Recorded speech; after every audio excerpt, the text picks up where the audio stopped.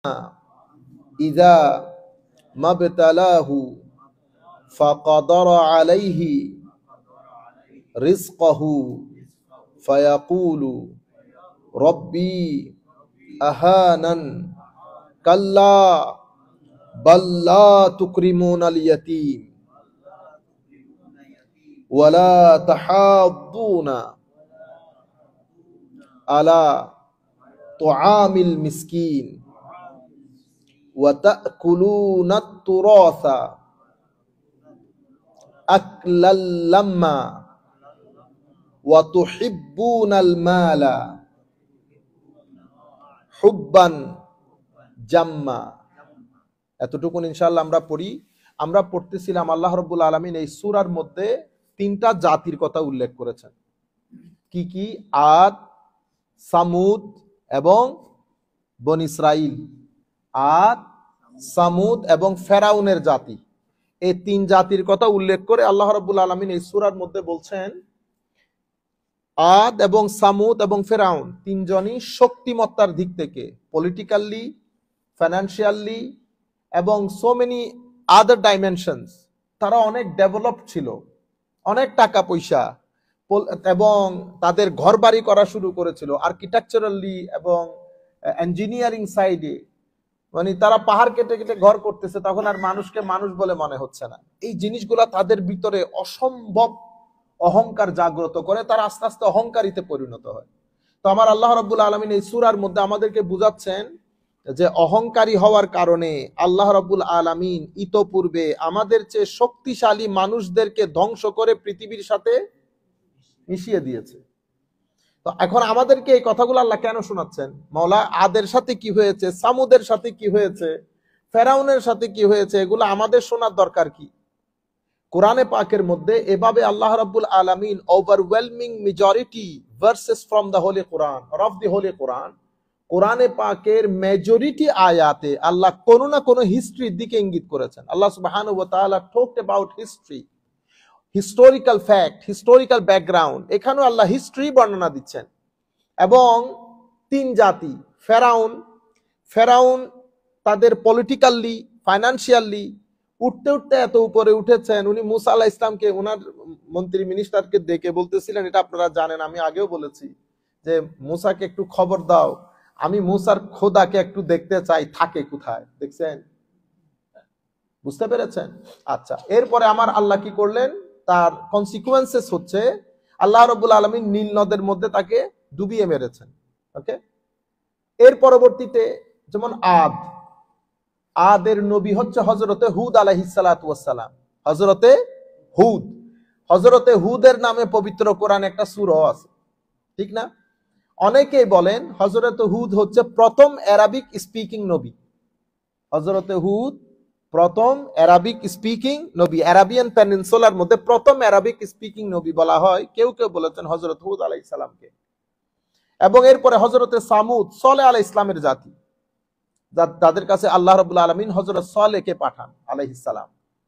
Again এরা কেউ অর্থনৈতিকভাবে অনেক সমৃদ্ধশালী ছিলেন, কেউ ইঞ্জিনিয়ারিং সাইটে, আর্ট এন্ড কালচারের দিক থেকে অনেক সমৃদ্ধ, যার কারণে এই বিষয়গুলো তাদেরকে অসম্ভব অহংকারী জাতিতে পরিণত করে এবং তারা তাদের নবীদের সাথে বেয়াদবি করা শুরু করে। বোকা মানুষ, আপনারাও একটা মানুষ হলেন, আপনাদের কথাও কি শোনার মতো? অর্থাৎ অতিমাত্রায় সেকুলার হয়ে যায়। এখন এটা একটা মাইন্ডসেট। আমি আগে মাইন্ডসেটটা আপনাদেরকে বুঝাই। দূর দূরান্ত থেকে আমাদেরকে যারা শুনছেন, সম্মানিত ওলামায়ে কেরাম সহ সাধারণ শ্রেণী, আদের একটা মাইন্ডসেট আছে, সামুদের একটা মাইন্ডসেট আছে, ফেরাউনের একটা মাইন্ডসেট আছে। আপনি ফেরাউনকেও বাদ দিয়ে দেন, আদকেও বাদ দিয়ে দেন, সামুদকেও বাদ দিয়ে দেন। আমি মাইন্ডসেটটা বুঝি। Let us understand, let us study the mindset of this three Nations. What is the mindset? হচ্ছে তারা মনে করেছে যে আমাদের এই যে অগ্রযাত্রা, এই অগ্রযাত্রাটা আমরা করেছি, এখানে আল্লাহর কোনো কি নাই, ইন্টারফিয়ারেন্স, আমাদের রবের কোনো ইন্টারফিয়ারেন্স নাই, যা কিছু করেছি আমরা আমাদের বাহুবল দিয়ে, আমাদের ব্রেন দিয়ে করেছি, সুতরাং তোমরা আমাদেরকে এখানে ধর্মকর্মের কথা বলতে আসিও না। ঠিক আছে? আপনি রিপ্রেজেন্টেটিভ তো আল্লাহর, আপনি আপনার রিপ্রেজেন্টেশন নিয়ে থাকেন, আপনি এখানে আসিয়েন না। মাইন্ডসেট গুলা অসম্ভব এইথিস্টিক, ইগোইস্টিক মাইন্ডসেট ছিল। মানে এখানে আল্লাহ এবং ডিভাইন কোনো কিছু তারা মেনে নিতে পারতেছিলেন না। আমাদের রাষ্ট্রের মধ্যে সমস্যাটা কোথায় হয়েছে, বা আমরা মুসলমান জাতি হিসেবে আমাদের এখানে মেজরিটি লোক বাংলাদেশের মধ্যে, আমি আমাদেরকে যারা শুনছেন আমি অনুরোধ করব আমাদের এই কথাগুলা যেন যথাযথ মানুষকে শোনানো হয় এবং পৌঁছানো হয়। আমাদের দেশে সমস্যাটা কোথায় হয়েছে, আমাদের ছেলে মেয়েরা ধরেন টোটাল পপুলেশনের মধ্যে আমরা 20 কোটি মানুষ, ফর এক্সাম্পল আপনি 15 কোটি মানুষকে আমরা বলি এটা উনি স্কুলে যান, আর আমি কোথায় যাই, মাদ্রাসায়। স্কুলের আরবি হচ্ছে মাদ্রাসা, আর মাদ্রাসার ইংরেজি ওয়ার্ড হচ্ছে স্কুল, কিন্তু আমাদের ওখানে এটা হয়ে গেছে কি মাদ্রাসা। আর আপনি আপনার ছেলেকে পাঠাচ্ছেন স্কুলে, তো যিনি স্কুলে পড়তেছেন উনি সেকুলার টাইপ লোক। আমি যদি এক ওয়াক্তের নামাজ না পড়ি 50 জন লোক আমাকে বলতে আসবে যে আপনি নামাজ পড়েন নাই। কিন্তু আপনার ছেলে যে জিন্দেগিতে নামাজ পড়তেছেন না, কেন উনি নামাজ না পড়লে অসুবিধা কি, উনি তো স্কুলের ছেলে, উনি তো কলেজে পড়েন, উনি ইউনিভার্সিটিতে পড়েন, উনি প্রফেসর, উনি প্যান্ট শার্ট পরেন। তো ড্রেস আপও ডিফারেন্স হয়ে গেছে। ড্রেস আপ আমাকে পড়তে হবে পায়জামা পাঞ্জাবি, আমি আবার দামি পাঞ্জাবি পড়তে পারবো না, আমি খুব সাদা মাটা পাঞ্জাবি পরবো। একটু দামি পড়লে হুজুর তো স্টাইলিশ হয়ে গেছে অনেক বেশি। আপনারা বুঝতে পেরেছেন মাইন্ডসেট গুলো বোঝাচ্ছি।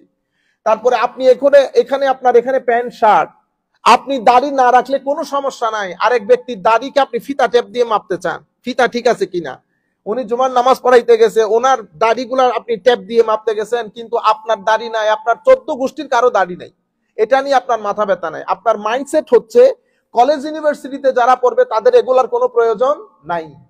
তো 75 to 80% পপুলেশনের ওনারা কলেজ ইউনিভার্সিটিতে পড়েন।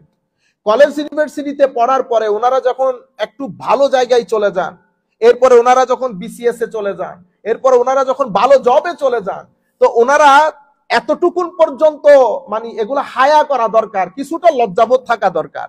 আপনি জানাজার নামাজে দাঁড়াই কেমনে এটাও জানেন না। একটা সোসাইটির মধ্যে কনফ্লিকশন দেখেন, মানে আমার এই এখন আমি আপনাকে বুঝতেছি না, আপনি আমাকে বুঝতেছেন না, আমি আপনাকে জানতেছি না, আপনি আমাকে জানতেছেন না, আপনি জানেনও না ইভেন জানাজার নামাজে কেমনে দাঁড়ায় এটাও আপনি জানেন না। এটা আমি কথা বলতেছি কাদের, বাংলাদেশ পৃথিবীর সেকেন্ড বিগেস্ট মুসলিম কান্ট্রি, নাম্বারসের দিক থেকে সেকেন্ড বিগেস্ট মুসলিম কান্ট্রি, ঠিক আছে। উনি আল্লাহ রসুল জানবেন তো দূরের কথা, জানাজার নামাজও পড়তে জানেন না। এখন একটা সোসাইটি, এবং এই সোসাইটি পলিসি মেক করে, এই সোসাইটি পার্লামেন্টে বসে আমাদের জন্য আইন বানায়। উনি না জানে নাউজুবিল্লাহ, না জানে বিসমিল্লাহ, না জানে সূরা, না জানে কেরাত, না জানে আল্লাহ, না জানে রসুল, না খুলাফায়ে রাশেদা, না আহলে বাইত রসুল, না শরীয়ত, না দ্বীন, না তরিকত, না মাযহাব, না মিল্লত, না তামাদ্দুন, না তাহজিব, কোনো কিছুই জানে না। আচ্ছা, এরা যারা আমাদের জন্য পলিসি মেক করছেন, ওনারা মাইন্ডসেটের দিক থেকে পরিপূর্ণরূপে ওয়েস্টার্নাইজড, ঠিক আছে। ওনারা কথা বলেন ওয়েস্টার্নদের মতো, ওনারা কাপড় চুপড় ওয়েস্টার্নদের মতো, ওনাদের খাওয়া দাওয়া ওয়েস্টার্নদের মতো, ওনাদের চিন্তা চেতনা ওয়েস্টার্নদের মতো, বুঝতে পেরেছেন। ওনারা ছেলেপুলে গুলা ওনারা ইংলিশ স্কুলে পড়ান অথবা এখানে পাঠিয়ে দেন। তো এখন একটা দেশের মধ্যে ধারা হয়ে গেছে দুইটা, যারা আমাদেরকে পরিচালনা করেন। এখন আমি সারাদিন মসজিদের মধ্যে কথা বলে তো কোনো লাভ নাই, কারণ আমাকে পরিচালনা করছেন আপনি, আপনার মধ্যে দিন ধর্মই নাই। আপনার মধ্যে আপনি বলতেছেন আমার নবী হাদিসে পাকের মধ্যে স্পষ্ট ভাষায় ঘোষণা করেছেন লাকুম দীনুকুম ওয়ালিয়া দিন, যার যার দিন তার তার জন্য। দেখছেন কি অনুবাদ, আমরা এই সোসাইটির মধ্যে বসবাস করতেছি। আচ্ছা, এখন আপনি যখন পলিসি মেক করতেছেন, আপনার সামনে আমার কৃষ্টি, আমার কালচার, আমার দিন, আমার শরীয়ত, আমার কোরআন, আমার সুন্নত কোনো কিছু আপনার নজরে নাই। আপনার নজরের মধ্যে western law, western pattern of life, western system of life, এটা আপনার আলটিমেটলি। আপনি যখন আমার জন্য কানুন বানান, অনেক কানুন আমি মেনেও নিতে পারছি না। আপনি যখন আমার শিক্ষা ব্যবস্থা ঢেলে সাজিয়েছেন, আপনার দেখা উচিত ছিল যে আমি মুসলমান, আমার নিজস্ব কৃষ্টি কালচার আছে, আমি সবকিছু মেনে নিতে পারবো না, ঠিক আছে। অন দা টপ আপনার সাথে এখানকার একটা যোগাযোগ আছে, আপনার উপর বিভিন্ন নামে বেনামে টাকা পয়সা খরচ হয়। মিডিয়ার কথা নাই বললাম, আল্লাহর দুনিয়ার মধ্যে মিডিয়ার কথা নাই বললাম, তবে আল্লাহ যেন কিয়ামতের দিন সকালবেলা প্রথমে আপনাদের বিচার দিয়ে শুরু করে। না আছে মা, না আছে বাবা, কখন পরিবর্তন হয় আপনি বুঝতেও পারবেন না। এদের সাথে জাতির, এদের সাথে মাযহাব মিল্লাতের, এবং এর সাথে সাথে বাংলাদেশের মধ্যে আপনারা যারা বর্তমানে বেশি কথাবার্তা বলতেছেন, বেটা আপনারা বাংলাদেশের নাটক সিনেমা যারা বানান তাদেরকেও ডেকে এনে একটা গাইডলাইন দেন, বুঝতে পেরেছেন। এখন এখান থেকে পয়সাগুলা যায়, পয়সাগুলা গিয়ে আপনারা এমন ভাবে খরচ করে বিভিন্ন নামে, হিউম্যান রাইটস এর নামে, আর্টস এন্ড কালচারের নাম দিয়ে। এখন কালচারের নাম দিয়ে আপনি আমাদের দেশের নাটক সিনেমার যে বাজার বসিয়েছেন, এটা আমাদের সাথে যায়? কোন দিক থেকে যায়? কোন দিক থেকে যায় না। কেন? আপনারা অন্য একটা জায়গা থেকে টাকা পয়সা নিচ্ছেন। এই জায়গা থেকে দিন ধর্ম সবকিছু সরে গেছে, আপনার মাথার ভিতরে একজনে ঢুকিয়ে দিয়েছে, আপনি স্মার্ট হয়ে গেছেন। সায়েন্স এবং টেকনোলজির কারণে আপনার জীবনে ডেভেলপমেন্ট এসেছে। ইন্না লিল্লাহি ওয়া ইন্না ইলাইহি। এই জিনিসটাই সামুদ গোত্র মনে করেছে। সায়েন্স এন্ড আর্কিটেকচার টেকনোলজিতে আমরা এই অগ্রযাত্রা হতে হতে এত দূর পর্যন্ত এসেছি, পাহাড়ের উপর ঘর বানাচ্ছি। আপনি আবার নবী, দিন, আল্লাহ এগুলো আমাদেরকে শিখাইতে আসছেন। ফেরাউনও একই জিনিস করেছে। অনেক টাকা পয়সা হয়ে যাওয়ার পরে যাকে মন চায়, যেরকম মন চায় আমি কমেন্ট পাস করতেছি, অ্যারোগেন্স বলে এটাকে। এই জন্য আল্লাহর দরবারে আল্লাহ এই জিনিসগুলো পছন্দ করেন না। তো আমি আপনাদেরকে আরো একটা জিনিস আমি আপনাদেরকে শুরু একেবারে খুব বড় বিনয়ের সাথে বলে রাখবো।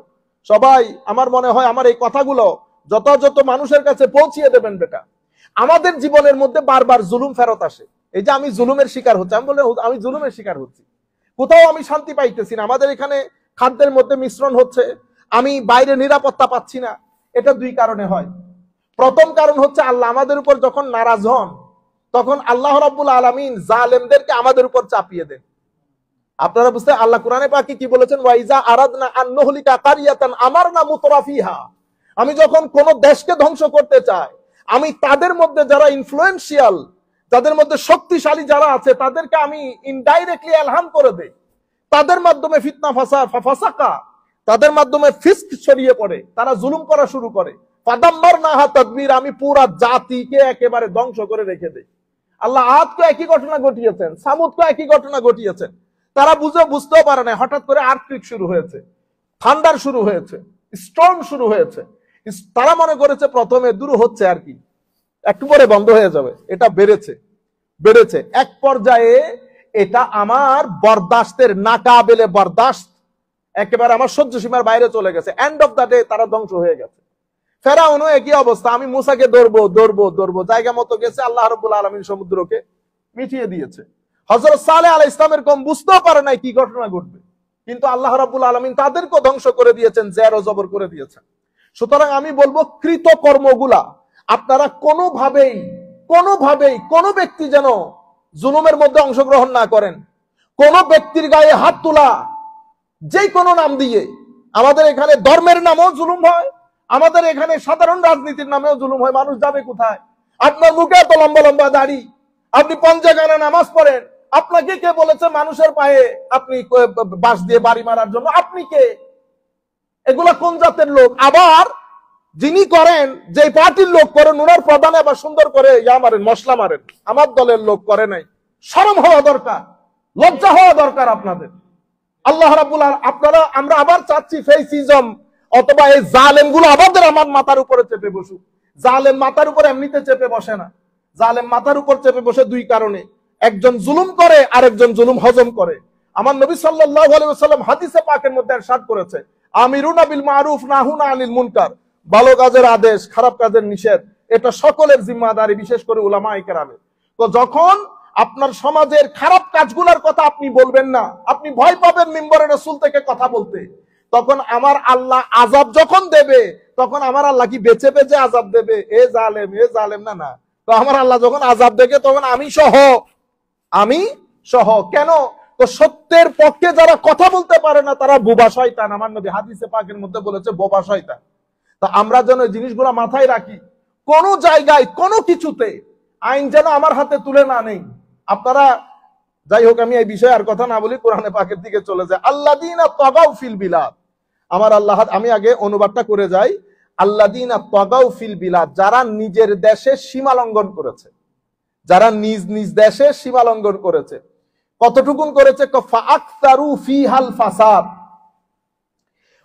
বিস্তর অশান্তি সৃষ্টি করেছে। ফাআকতারু মানে ফাসাদের আর কোনো শেষ নাই, বিশৃঙ্খলার একেবারে চরম লাইন। তারা কি করেছে? হত্যাজাউজ করেছে, সীমা লঙ্ঘন করেছে। ফাসাব্বা আলাইহিম সাউতা আযাব, তারা, সমস্যা হচ্ছে যখন তারা বিশৃঙ্খলার সমস্ত সীমাগুলো লঙ্ঘন করেছে, এটা যে বিশৃঙ্খলা সেটা তারা মানতে চায় না। তারা যুক্তি দেয়, কি দেয়? যুক্তি দেয়, না এটা দরকার, এটা অমুক, একদম আমাদের সোসাইটির সাথে মিলাই দেখবেন। যতক্ষণ পর্যন্ত আমার উপর না পড়বে ততক্ষণ জুলুমকে জুলুম মনে হয় না। তখন আমরা বিভিন্ন ইন্টারপ্রেট করি, না এটা হয়, না এরকম করলে এরকম হয়, আগের জন করেছিল, না ব্যাংক থেকে এরকম 2-4 টাকা চলে যায়। ও ইন্না লিল্লাহি ওয়া ইন্না। তো এই জন্য আল্লাহ কি বলতেছেন, ফাসাব্বা আলাইহিম রাব্বুকা সাউতা আযাব। যখন মাথার ভিতরে এগুলার লজিক খেলবেন, মানে জুলুমের পক্ষে রায় বরাবরও যদি আপনার ভিতরে এটা আসে জুলুমের পক্ষে, সেটা আমি হই, সেটা আপনি হন, যেই হন, জুলুমের পক্ষে রায় বরাবরও যদি আপনি নিজেকে নিজে কনভিন্স করেন, আপনিও সেই জুলুমের সাথে শরীক হয়ে গেলেন। তা আল্লাহ কি বলছেন, ফাসাব্বা আলাইহিম রাব্বুকা সাউতা আযাব। অতঃপর আল্লাহ তাদেরকে শাস্তির কষাঘাত করলেন। সাউতুন মানে হচ্ছে চাবুক মারা। তো আমার আল্লাহ বলতেছেন, ফাসাব্বা আলাইহিম রাব্বুকা সাউতা আযাব, আমার আল্লাহ তাদেরকে শাস্তির কষাঘাত করা শুরু করলেন। এরপরে ইন্না রাব্বাকা লাবিল মিরসাদ। আপনারা কি মনে করেছেন সমাজের মধ্যে, রাষ্ট্রের মধ্যে যেগুলা করতেছেন, আমার আল্লাহ কোনো কিছুই জানেন না? ইন্না রাব্বাকা লাবিল মিরসাদ, উনি কিন্তু রকিব। উনি কি রকিব? আমার আল্লাহ সজাগ দৃষ্টি রাখেন সবকিছুর উপরে, কার উপর কি হচ্ছে, কাকে কি করছেন। এই জন্য বেশি উড়িয়েন না। মানুষের শব্দটা, এটা আমার আল্লাহ লিখে নিয়েছেন, এটা আমার আল্লাহ লিখে নিয়েছেন। যতটুকুন উপর উঠাবেন ততটুকুন নিচে ফেলবেন। বেশি উড়া দরকার নাই, বেশি উড়া দরকার নাই। বেশি যারা উড়েছে তারাই নিচে পড়েছে। আপনারা দেখতেছেন না এখন? ইতোপূর্বে দেখেন নাই ফেরাউন কি কম উড়েছে? বাকিগুলা বাদ দিলাম, এখনকার পজিশন আর না বলি। বেশি উড়িয়েন না। ফাআকসারু ফিহাল ফাসাদ ফাসাব্বা আলাইহিম রাব্বুকা সাউতা আযাব ইন্না রাব্বাকা লাবিল মিরসাদ। এরপর আমার আল্লাহ বলছেন, ফাআম্মাল ইনসানু ইযা মাবতালাহু রাব্বুহু ফাআকরামাহু ওয়া না'আমাহু ফায়াকুলু রাব্বি আকরামান। তো মানুষের রূপ ধরন হচ্ছে, তো যখন আল্লাহ তাদেরকে পরীক্ষা করেন, ফাআকরামাহু সম্মানিত করেন, ওয়া না'আমাহু নিয়ামত সিয়ামত দেন, ফায়াকুল তারা মনে করে রব্বি আকরামান, আমার আল্লাহ আমাদের এবিলিটির কারণে, আমাদের যোগ্যতার কারণে আল্লাহ আমাদেরকে সম্মানিত করেছেন। আমাদের যোগ্যতা। টাকা কেন আছে? টাকা আছে কারণ আমি টাকার যোগ্য। আপনার কাছে কেন নাই? কারণ নাই, আপনি এটার অযোগ্য। আল্লাহ আমার যোগ্যতার কারণে আমার টাকাটা দিয়েছে। ওয়েস্টার্ন কান্ট্রির সিস্টেম দেখতেছেন এদের কথাবার্তার মধ্যে। হ্যাঁ, সমস্যা হচ্ছে আপনি ইতিহাস থেকে সরে যান। আপনি যখন ইতিহাস থেকে সরে যাবেন তো এটাও গেছে ওইটাও গেছে। আপনি একবার কেন চিন্তা করতেছেন না, পৃথিবীতে বর্তমান পৃথিবীতে অনেক এক্সাম্পল, আমি সে জিনিসগুলোতে যাচ্ছি না, বর্তমান পৃথিবীতে অনেক এক্সাম্পল আছে। ইতোপূর্বে আরেক ব্যক্তি পৃথিবীর মানচিত্রের মধ্যে ছিল, এখন কেউ তার কথা শুনতেছে না। তা ওনারা মনে করেন কি, টাকা পয়সা কেন আছে? আল্লাহ পছন্দ করেন আমাদেরকে, ওই কারণে আছে। আর তোমাদের কাছে নাই কারণ তোমাদেরকে অপছন্দ করে। তো আমার আল্লাহ বলতেছেন, ফাআম্মাল ইনসানু ইযা মাবতালাহু ওয়া না'আমাহু ফাআকরামাহু ওয়া না'আমাহু ফায়াকুলু রাব্বি আকরামান। তো আল্লাহ আমাদেরকে সম্মানিত করেছেন আমাদের কিসের কারণে? যোগ্যতার কারণে। ওয়া আম্মা ইযা মাবতালাহু ফাকাদারা আলাইহি রিজকাহু ফায়াকুলু রাব্বি আহানান। যখন তাদেরকে পরীক্ষা করে তাদের রিজিক কম করে দেন, আল্লাহ তো আমাদেরকে অসম্মান করলেন। এরপরে কাল্লা, আমার আল্লাহ বলতেছেন না না, এগুলা কারো যোগ্যতাও না, কারো যোগ্যতাও না। কাল্লা, ঘটনা ঘটেছে, বাল্লা তুকরিমুনাল ইয়াতীম, তোমরা গরিব অসহায় মানুষকে সম্মান করো নাই। যাদের কাছে, যারা মানে destitute class of the society, সমাজের মধ্যে যারা গরিব শ্রেণী, গরিব তাবকা, ইয়তীম, তাদেরকে সম্মান করো নাই। ওয়ালা তাহাদ্দুন আলা তুআমিল মিসকিন, এবং গরিব অসহায় মানুষকে খাওয়ার প্রতি মানুষকে উৎসাহিত করো নাই, সাহায্যের প্রতি উৎসাহিত করো নাই। আফ্রিকান জনগণ খাদ্য পাচ্ছে না, তোমার কোনো খবর নাই, খালি তুমি গিলছো। ওয়ালা তাহাদ্দুন আলা তুআমিল মিসকিন ওয়া তাকুলুনা তুরাসা আকলাল লাম্মা, তোমরা মৃত মানুষের ত্যায্য সম্পত্তি একেবারে যতটুকুন পেরেছো কুক্ষিগত করেছো। মানুষের সম্পদ অন্যায়ভাবে কুক্ষিগত করা। ওয়া তুহিব্বুনাল মালা হুব্বান জাম্মা, মনে হয় যেন টাকা পয়সা তুমি টাকা তোমার, আর তুমি টাকা পয়সা বাদে আল্লাহর দুনিয়া তার কিছু বুঝো নাই, না আত্মীয়, না স্বজন, না পাড়া, না প্রতিবেশী। টাকা পয়সার মহব্বতে তুমি একেবারে নিঃস্ব হয়ে গেছো। এরপরে কাল্লা, আমরা এই জায়গার মধ্যে পরে আসতেছি, এটা হচ্ছে আয়াতের অনুবাদ। আমরা এরপরে আল্লাহ যদি চাহেন একটু করে আপনাদের সম্মুখে তাফসীর করা জরুরি। তো আমরা যেখান থেকে শুরু করেছি, ইরামা যাতিল ইমাদ ফাআকসারু ফিহাল ফাসাদ। হ্যাঁ, আল্লাযীনা তাগাউ ফিল বিলাদ। তুগিয়ান কি? তো তুগিয়ান হচ্ছে শিদ্দাতুল ইসিয়ান ওয়া যুলম। একটা হচ্ছে এমনিতে আমি অত্যাচার করতেছি, একটা হচ্ছে অত্যাচারের একেবারে, আমার আল্লাহ কারণ ডিল দেন, মানুষকে সুযোগ দেন, কিন্তু আপনি যখন অত্যাচার করতে করতে মানুষ এটাকে মানে এটাকে মানুষ মনে করে এটাই সিস্টেম, অত্যাচার তখন একটা সিস্টেমে হয়ে যায়, সিস্টেমে পরিণত হয় এবং সেটা সমাজের সর্বস্তরে ছড়িয়ে পড়ে, কারণ এটার একটা ইনফ্লুয়েন্স হয় অন্য ব্যক্তির কাছে। তখন আপনিও ওই ধারায়, যেমন আপনি যখন পরোটা, আমাদের দেশে এই যে পরোটা বানাচ্ছেন না, আপনি তেল কোন নাম্বারটা দিচ্ছেন, তো যেটার কোনো নাম্বার নাই, আপনি এত নাম্বার তেল দিচ্ছেন কিন্তু আপনার ভিতরে বিন্দু পরিমাণ আপনি কোনো ভয় পাইতেছেন না। কেন? কারণ আপনি জানেন এখানে একটা জুলুমের হাত পা খুলে দিয়েছে সবাই, ঠিক আছে? আপনি জানেন যে এই ছাতার নিচে আপনার আশ্রয় হয়ে যাবে। তো এটা কখন হয়? যখন আমার আল্লাহ কি শব্দ ইউজ করেছেন, আল্লাযিনা তাগাউ ফিল বিলাদ, যখন আপনার মধ্যে তুগিয়ান চলে আসে। তুগিয়ান মানে শিদ্দাতুল ইসয়ান ওয়া যুলম, যখন জুলম তার একেবারে সমস্ত সীমা লঙ্ঘন করে একেবারে তার আখেরি স্টেজে পৌঁছে যায়। তো জুলম যখন আখেরি স্টেজে পৌঁছে যাবে, তখন সোসাইটির মধ্যে যত ধরনের সোসাইটির অর্গান গুলো আছে, রাষ্ট্রের কিছু অর্গান থাকে না, অর্গান অফ দ্য স্টেট, এবং সোসাইটির যত রন্ধ্র সমস্ত রন্ধ্রের মধ্যে আপনার এই জুলুমের পানি সারায়াত করে যায়, ছড়িয়ে ছিটিয়ে যায়। তখন জুলম করাটাকে মানুষ আর পাপ মনে করে না, তখন মানুষ মনে করে এটাই নিয়ম, যেমন আপনি এখানে লাইন ধরে বিল দিচ্ছেন না, কিন্তু আপনি যখন আমার দেশে যাবেন তখন আপনি চাইবেন একটু আগে চলে যেতে, আপনার কাছে তখন এটা কিন্তু জুলম, কারণ যে ব্যক্তি আপনার আগে দাঁড়িয়েছে আপনি তাকে তার হক থেকে বঞ্চিত করছেন, কিন্তু আপনার যে সেন্স অফ জুলম এটা নষ্ট হয়ে গেছে। কেন? কারণ আপনি জুলম সর্বস্ব দেশের মধ্যে বসবাস করতেছেন। আপনি টাকা যে চুরি করে নিয়ে গেছে, আপনার এখানে যে ফ্লাইওভার ভেঙে পড়তেছে, আপনি সেটা বলতে পারতেছেন না।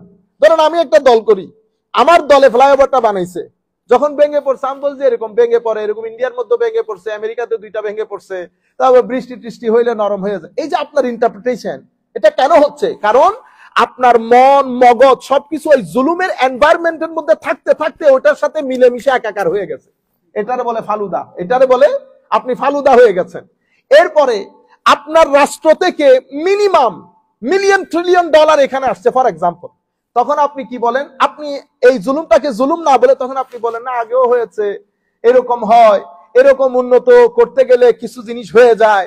দেখছেন, আপনি বলতে পারতেছেন না কথাগুলো। হ্যাঁ, কেন হচ্ছে? কারণ আপনি ওইটার মধ্যে থাকতে থাকতে থাকতে থাকতে ট্যানারি হয়ে গেছে। এখন ট্যানারি অনেক গন্ধের জিনিস, আপনি 2-4 দিন কাজ করার পরে ট্যানারির গন্ধ আর নাই। এখন আপনার ভাইকে বলছেন তুমি আমার সাথে এসে দেখা করিও, আপনার ভাই 1 মাইল দূর থেকে ফোন দিতেছে, বাইরে আমি আর ভিতরে যাইতে পারতেছি না, আই কান স্মেল। আপনি বলতেছেন এটা একটা কথা হইলো, বেটা ট্যানারিতে এত গন্ধ আছে নাকি? আপনার ভাই বলতেছে ভাই কি বলেন, কি ট্যানারিতে আমি যাইতে পারতেছি না। এখন আপনি বুঝতেছেন না সেটা কেন? কারণ আপনার রন্ধ্রে ট্যানারির গন্ধ ঢুকে গেছে। গন্ধ ঢুকে যাওয়ার কারণে সেই গন্ধ আপনার আর নাকে লাগতেছে না, সেই জন্য আপনি জুলুমকে জুলুম বলতেছেন। আমার আল্লাহ এই জন্য বলতেছেন তাগাও। তো তাগাও কি? সমস্ত উলামায়ে কেরাম বলতেছেন শিদ্দাতুজ জুলমে ওয়াল ইসয়ান, জুলম যখন তার আখেরি পর্যায়ে পৌঁছে যায়। শাশুড়ি, এটা তো আমি রাষ্ট্রীয় পর্যায়ে বলেছি, শাশুড়ি বউয়ের উপর, শাশুড়ির ঘরে শাশুড়ির নিজের মেয়েও আছে, শাশুড়ির ছেলের বউ আছে। শাশুড়ির নিজের মেয়ে উঠেছে রাত দিনের 10টায়, এটা শাশুড়ির কাছে দোষ মনে হয় নাই, কিন্তু ছেলের বউ যখন রাত দিনের 9টায় উঠছে তখন তার, অথচ বয়সের দিক থেকে মেয়ে এটার বড়। এই যে আপনি সত্যটা বলতে পারতেছেন, আপনার কাছে এটা দোষ লাগতেছে, এটা দোষ লাগতেছে না, কেন জানেন? কারণ আপনিও একই প্রসেস দিয়ে বড় হয়েছেন, আপনিও ওই জুলুমের মধ্যে বড় হয়েছেন, যার কারণে আপনি জুলুম আইডেন্টিফাই করতে পারতেছেন না, কোনটা জুলম কোনটা জুলম না সেটা আপনি আইডেন্টিফাই করতে পারতেছেন। আপনার কাছে মনে হচ্ছে এটাই নিয়ম, আপনার কাছে মনে হচ্ছে। এই জন্য আমার আল্লাহ বলেছেন তাগাও। আপনি তুগিয়ান যখন কোন জায়গার মধ্যে হয়ে যায়, সীমা যখন লঙ্ঘন হয়ে যায়, তখন জুলম আর জুলম থাকে না, তখন মানুষ ইউজ টু হয়ে যায় এটার উপর, তখন মানুষের কাছে মনে হয় এটাই নরমাল। আমি দেখেন মানে আলেম ওলামাদের কাছ থেকে, আমি একটা জায়গায় যাচ্ছি প্রোগ্রামের মধ্যে, এক ভদ্রলোক আমার গাড়িকে দাঁড় করাইছেন পুলিশ, ওরা ওই যে ক্যামেরা নিয়ে দাঁড়াইছে, হ্যাঁ আমাদের হালাল ভাই বুঝবেন, ওই সীতাকুণ্ডর আগে করে তো দাঁড়াইছে। এখন সে বুঝতে পারে না গাড়ি আমার, বুঝতে পেরেছে? তো যখন সে আমার চেহারা দেখছে এখন কনফিউজ হয়ে গেছে, কি করবে, হুজুরের কাছ থেকে কেমনে টাকা নিবে।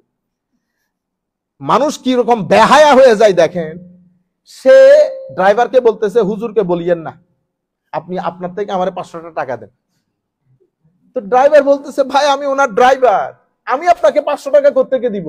না না, আপনি আপনার টাকা দেন, হুজুরকে বলা যাবে না। এটা একটা কথা হইলো।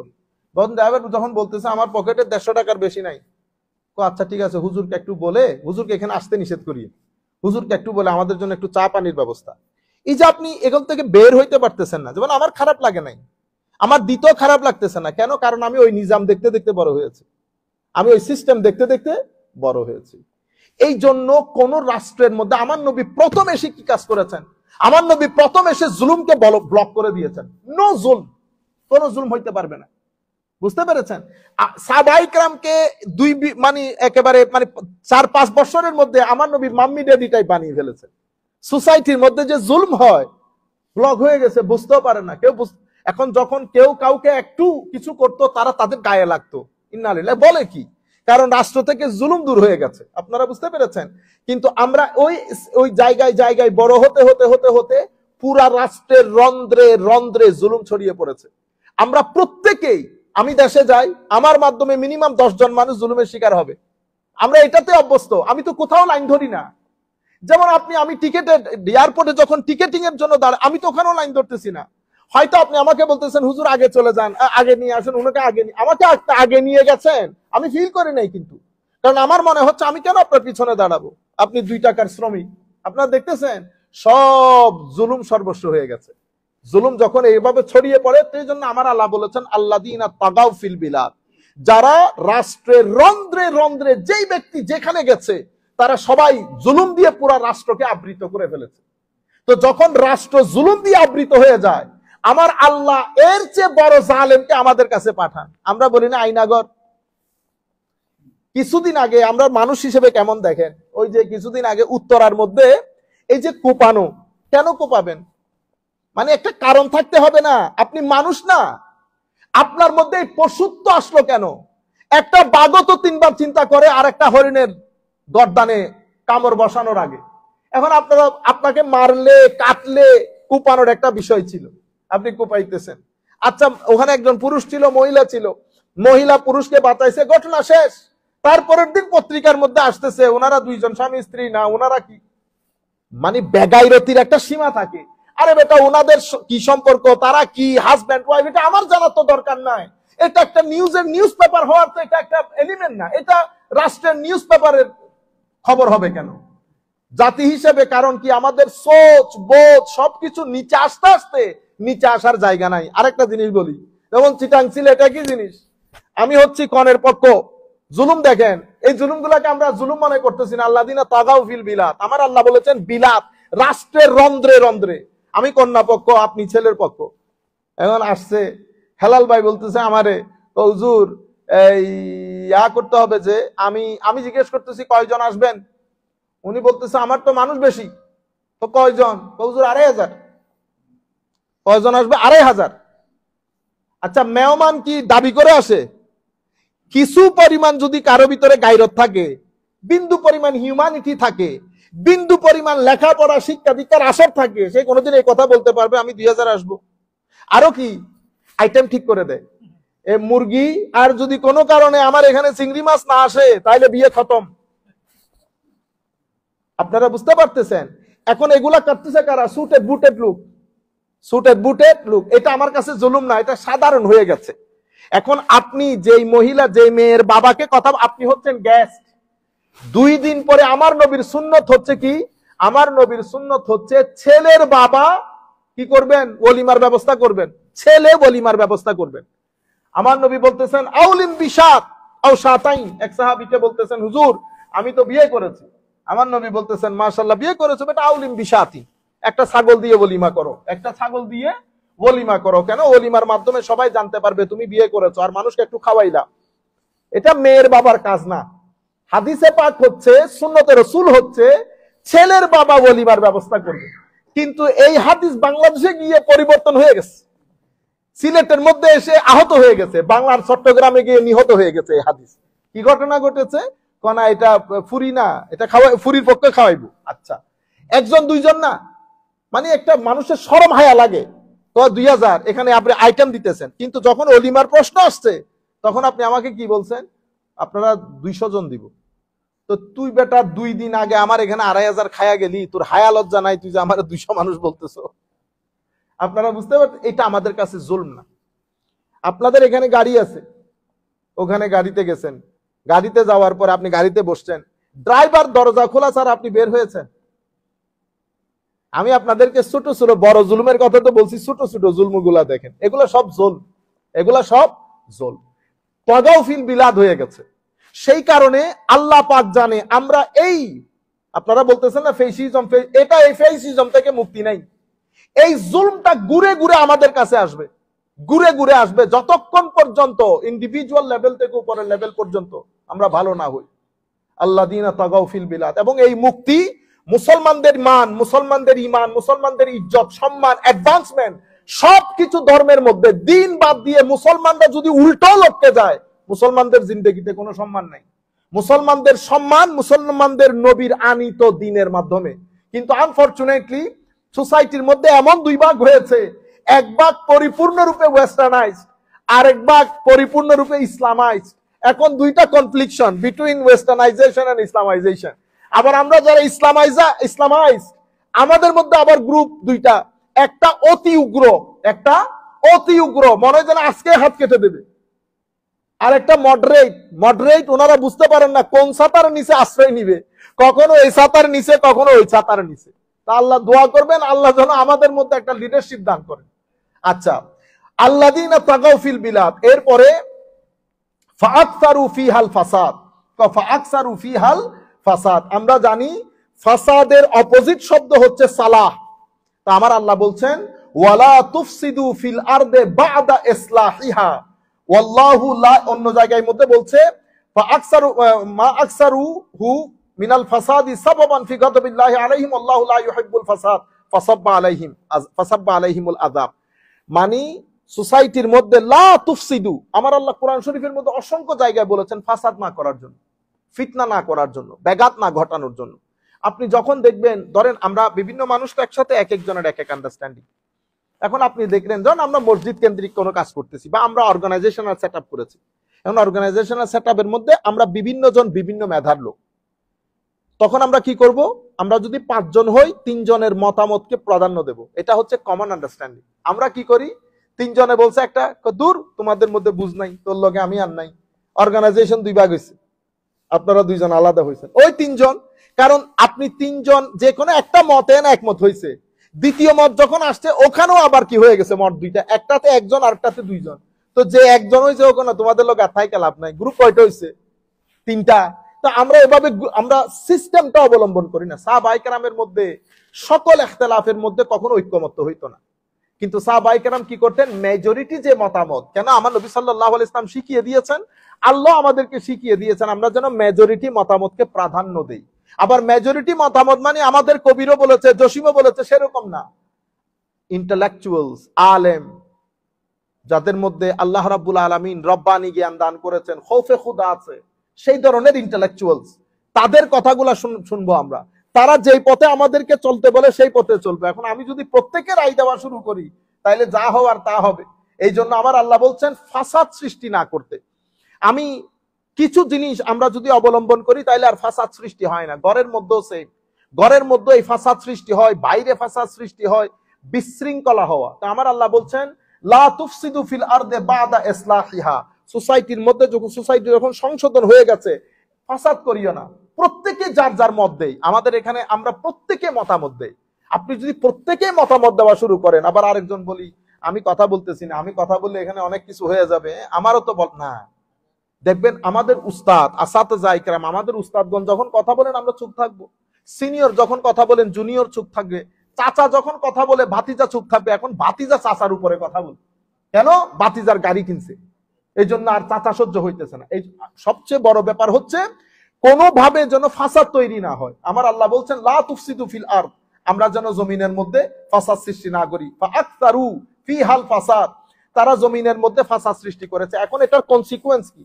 তো কনসিকুয়েন্স হচ্ছে ফাসাব্বা আলাইহিম রাব্বুকা সাউতা আযাব। এখন ওয়াসাব্বু কোনো কিছু, সাব্বুন মানে কি?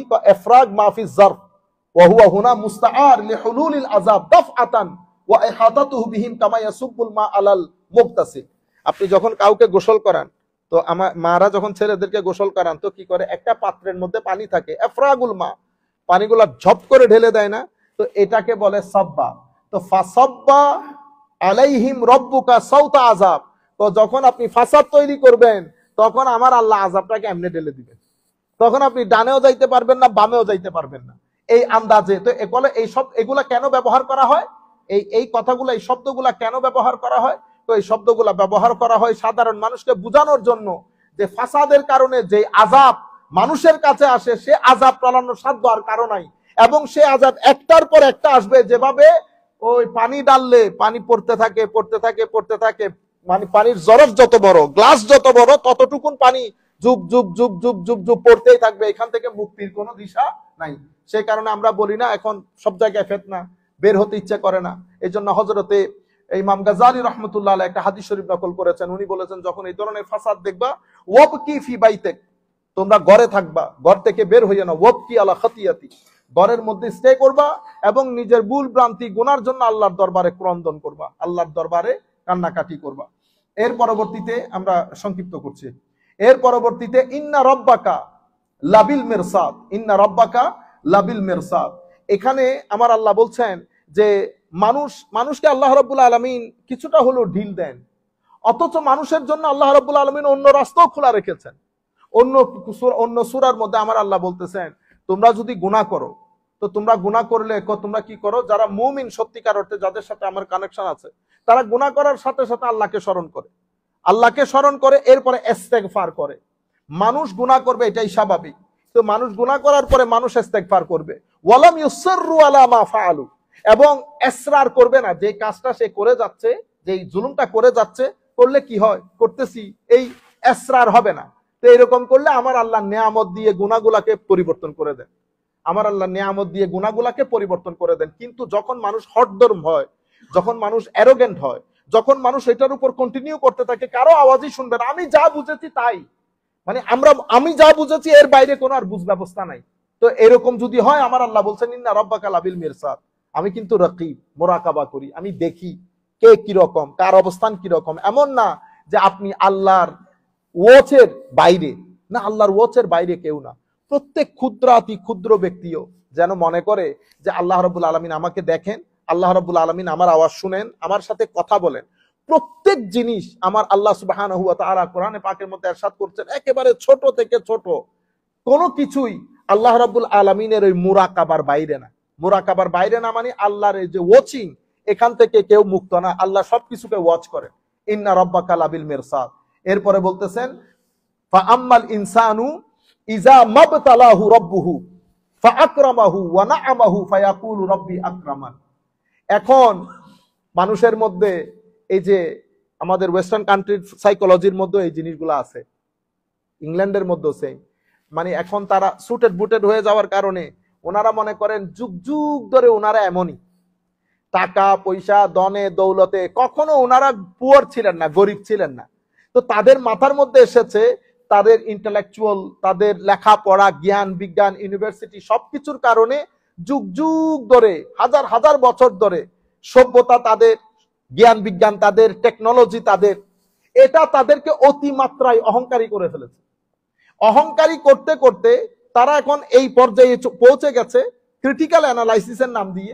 এখন তারা হযরত ঈসা আলাইহিস সালামের কথাকে ক্রিটিক্যাল অ্যানালাইসিস করে, মানে প্রফেট ডাজন্ট ম্যাটার, প্রফেট হয়েছে তো কি হয়েছে, প্রফেটের কথাকে ক্রিটিক্যালি অ্যানালাইসিস করতে হবে, how truth it is, how good it is, how farm it is. মানে জ্ঞান বিজ্ঞানে পৌঁছাইতে পৌঁছাইতে আমার আল্লাহ বলতেছেন, ফা আম্মাল ইনসান ইজা মাবতালাহু রাব্বুহু, ইনসান তো ইখতিবারের মধ্য দিয়ে যায়, পরীক্ষার মধ্য দিয়ে যায়। তো আমার আল্লাহ দুই ধরনের পরীক্ষা করেন, যেটা আমি আপনাদেরকে আগেও বলেছি। এখানে টোটাল পরীক্ষা হচ্ছে দুইটা, একটা সবরের ক্লাসরুম, একটা শুকরের ক্লাসরুম। শুকরের পরীক্ষার মধ্যে আমার আল্লাহ ওখানে নিয়ামত দান করেন, গাড়ি বাড়ি, টেকনোলজি, কমফোর্ট, সবকিছু ওখানে। আর সবরের পরীক্ষার মধ্যে ওখানে পানি কম, খাওয়া দাওয়া কম, লাইট কম, গাড়ি কম, বাড়ি কম, সব কম। এখন দুইটা পরীক্ষা দিচ্ছে। যিনি শুকরের দরজায় পরীক্ষা দিচ্ছে, পৃথিবীতে এটা মানে একেবারে সার্ভের মাধ্যমে প্রমাণিত, পৃথিবীর সমস্ত ভালো কাজগুলা হয়েছে কাদের মাধ্যমে জানেন? যারা টাকা পয়সার দিক থেকে একটু পিছিয়ে, তাদের মাধ্যমে। শুকরের পরীক্ষার মধ্যে 90% লোক ফেল করে। শুকরের পরীক্ষা মানুষকে অ্যারোগেন্ট করে ফেলে।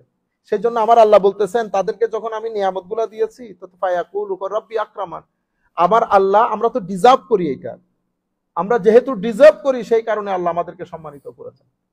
এবং আরেক দলকে বলতেছে, যখন আমি তাদেরকে পরীক্ষা করেছি, রিজকাহু, তাদের শর্টেজ অফ ফুড, খাওয়া দাওয়া কম করে দিয়েছি, তারা বলেছে আল্লাহ রাব্বুল আলামিন আমাদেরকে কি করেছে, আমাদেরকে ইনসাল্ট করেছে, অপমান করেছে। অর্থাৎ আমার কৃতকর্ম কি এটার উপর কারো দৃষ্টি নাই। মানে সম্মানিত করেছে আমার আল্লাহ, কি কারণে সম্মানিত করেছে? কারণ আমি সম্মানের যোগ্য, আমি ব্রেইন দিয়ে সবকিছু অর্জন করেছি, ডিজার্ভ করেছি, বিদায় আল্লাহ আমাকে দিয়েছেন। আপনাকে দেন নাই কেন? আপনাকে দেন নাই কারণ আপনি এটা ডিজার্ভ করেন না, আপনার তো কোনো এবিলিটি নেই। ঠিক আছে, সবকিছু তারা নিজেদের মধ্যে নিয়ে আল্লাহ রাব্বুল আলামিনকে সবকিছু থেকে আলোক করে দিয়েছে।